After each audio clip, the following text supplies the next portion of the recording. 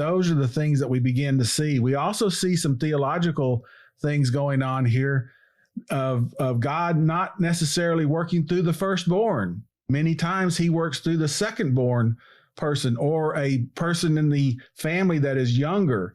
That is something that we'll also work with. So we see God using in various ways, working with different people, not a necessarily a one pattern God. He works many various different ways.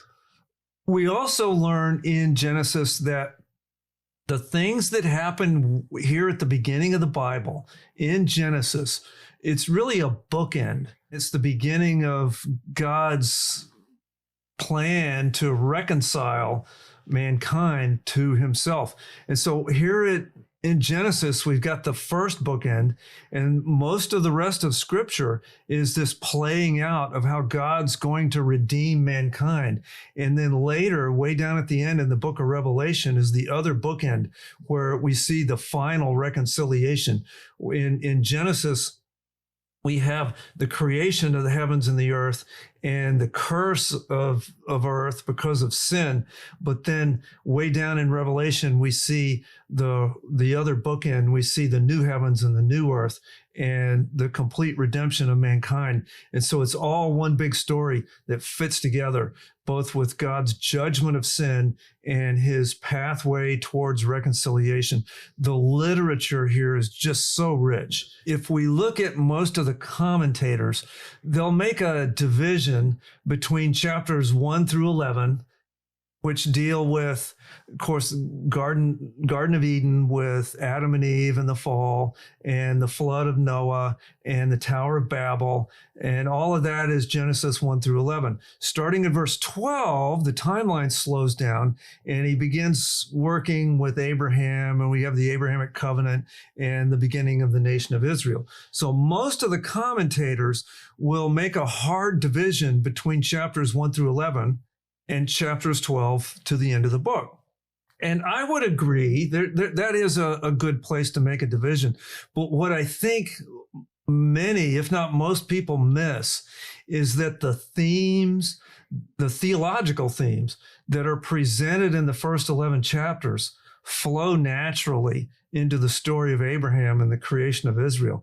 There's not by any means a hard division of concepts and ideas in between the first 11 chapters and the rest of the book of Genesis, because we do have this idea of God creating mankind to work with him and be in fellowship with him. Through sin, we're separated.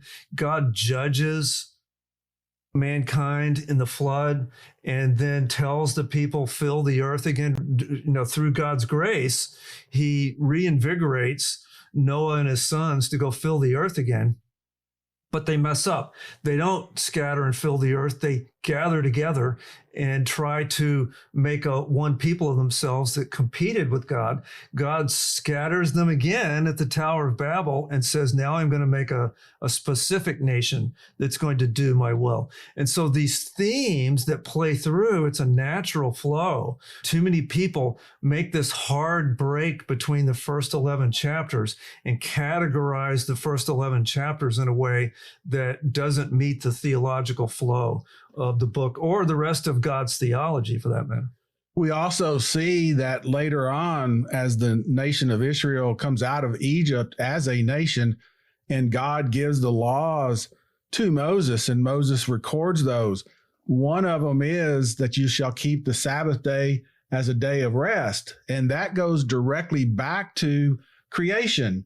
We mentioned that as we went through Exodus, that by resting on the Sabbath, it was a declaration and honoring of God's creation.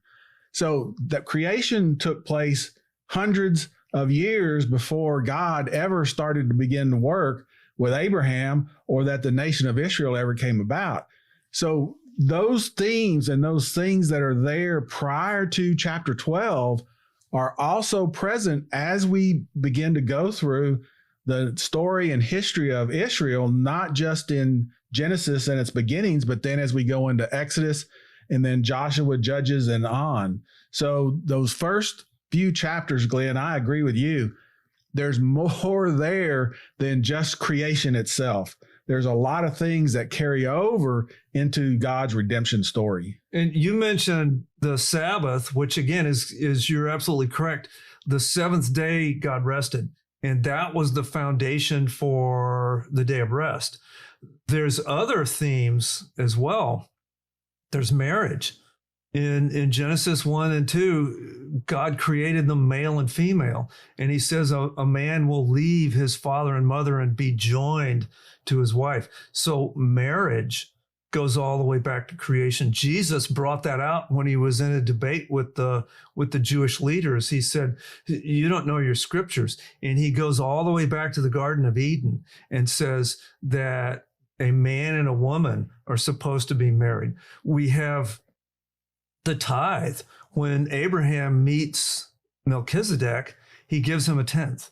All of these are doctrinal things that were many, many, many years before the Levitical law, the Mosaic law, that had commandments on those things.